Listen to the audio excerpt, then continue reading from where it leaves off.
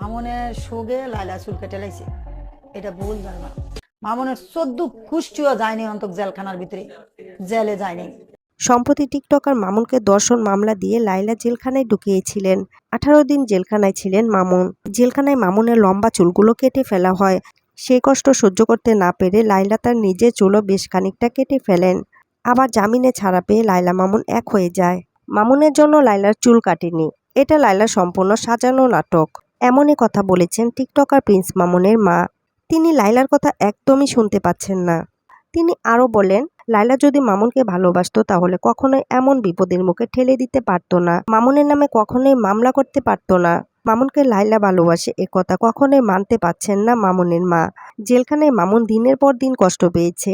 যদি লাইলা মামুনকে ভালোবাসতো তাহলে মামুনের এমন কষ্ট লাইলা কখনোই সহ্য করতে পারতো না। প্রিন্স মামুনের মা বলেন, এই লাইলার কারণে আমার ছেলে আমার কাছে নেই। তিনি আরও বলেন, মামুনের বংশ অনেক বড় বংশ, মাল বংশ। এখন পর্যন্ত বংশের মধ্যে কেউ জেল খাটেনি। লাইলা প্রথমে মামুনকে ভাই ডেকে কাছে নিয়েছে। ঢাকায় 10 তলা বাড়ি দিবে এভাবে আশায় রেখেছে মামুনকে লাইলা। তো ভিউয়ার্স, প্রিন্স মামুনের মা লাইলার কথা একদমই শুনতে পাচ্ছেন না। এ নিয়ে আপনাদের মন্তব্য কি তা কমেন্টে জানাবেন অবশ্যই। আর বিনোদন জগতের এমন লেটেস্ট আপডেট পেতে আমাদের চ্যানেলটিকে সাবস্ক্রাইব করে আমাদের সঙ্গেই থাকুন।